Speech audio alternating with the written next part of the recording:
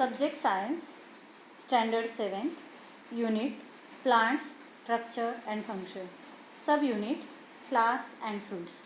Students, in the last video, you learned the parts of leaf. Now, in this video, we are going to learn the various parts of flower and their functions. So, let's start. There are various types of flowers found in our surrounding, like jasmine, marigold, hibiscus, nerium, canna, rose and bougainvillea. I told you few names of flowers, but there are variety of flowers do we find in our surrounding. If you will observe these flowers, you will find that they have different color, shape and fragrance. Some flowers have fragrance whereas some have not fragrance. म्हणजेच काय, काही फुले ही सुगंधित असतात तर काही फुलांना सुगंध नसतो. Now let's study the flower of hibiscus. I have chosen this plant particularly because the flower of hibiscus have large size and they have all its 4 parts.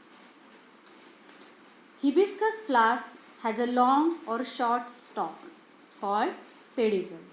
Some flowers like tuberose do not have stalk. One end of the pedicel is attached to the stem. The other end of the pedicel is expanded and swollen. It is called the receptacle. Petals and other parts of the flower are supported on the receptacle. Flower of hibiscus shows calyx, corolla, androecium and gynoecium. Let's study about the parts of flower one by one. First, calyx.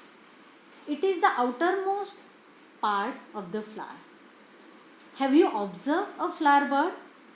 If yes, you will find that in the bud condition, the petals are covered by leaf-like part called sepals, which are green in color and protects flower when it is in bud condition. Inside the calyx are petals. This part of flower is called corolla. Usually the petals are large and colorful. Many times we see insects visiting flowers to collect nectar. Colorful petals attract insects towards the flower. Next part of the flower is androecium. The inner side of the petals, the part present is called androecium. This is the male reproductive part of the flower. It is made up of stamen. Each stamen is made up of anther and filament. Now the next part of the flower is gynoecium. The innermost part of the flower is called gynoecium. It is the female reproductive part of flower. This is made up of carpels. Each carpels have stigma at the tip, a stalk called style and a swollen ovary at the base. Androecium and gynoecium produce special cells for reproduction. Students, as you observe flower dissection in the video, you can also try it at home to study parts of flowers. Now let's study how do flowers produce seeds and fruits. After maturity, anthers burst and the pollen grains which are released fall on the stigma. This process is called pollination. Due to pollination, ovules means egg cells in the ovary gets fertilized.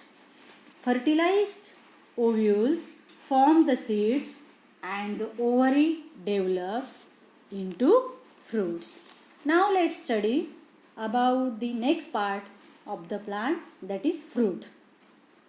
We eat many different types of fruits. Each type of fruit has its own characteristics.